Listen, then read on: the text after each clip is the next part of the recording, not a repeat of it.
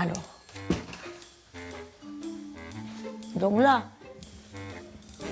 la salle à manger et le salon. C'est une maison bien remplie, joyeusement foisonnante, où toutes les pièces parlent d'une seule et même passion, celle de la faïence bordelaise Vieillard, l'une des plus grandes manufactures françaises du 19e siècle. La collection, elle fait aucune concession à la déco, c'est pas de la déco. La maison s'est adaptée, parce qu'il faut bien dire ça, elle avait de hauts plafonds, ça nous allait. C'est exposé pour nous, pour en profiter, pas pour épater la galerie.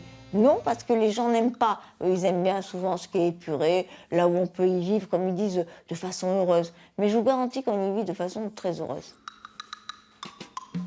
En naviguant dans ce flot immobile, on comprend vite que cette collection est bien plus qu'une collection.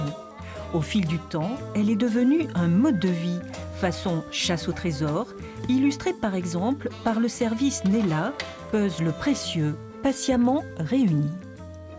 C'est vraiment un amusement de plus, amusé à trouver toutes les pièces, y compris les porte-couteaux, les salons, qui ne sont pas vraiment des pièces communes. Et jusqu'à la fontaine. Et là, on ne savait même pas qu'elle existait. La production a duré près d'un siècle à Bordeaux, employant plus d'1 millier de personnes avant de s'arrêter en 1895. Et aujourd'hui, c'est un peu comme si Jules Vieillard était entré dans la famille. Oui, Jules, je dis Jules, parce que Vieillard, bon déjà, ça fait plus... il y a plus de distance. Jules, bon, voilà, c'est ma façon. Notre rêve, on ne l'aura jamais atteint, mais ça ne fait rien. Ça serait de reconstituer tout ce que la manufacture a fait du plus beau au plus vilain. Tout a commencé avec l'acquisition des premières assiettes, l'année de son mariage. Depuis, le couple chine inlassablement dans les brocantes et sur Internet, allant jusqu'à apprécier certaines contraintes du quotidien.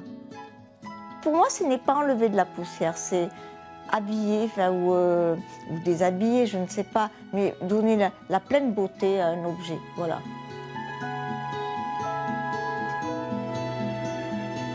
Il faut rester, comme je dis, quand on fait une collection très humble. C'est toujours une quête de quelque chose. On est encore épaté, étonné, ému parfois par certaines pièces que l'on trouve encore aujourd'hui. La définition du bonheur, pour moi, être heureux, c'est continuer à désirer ce que l'on a déjà.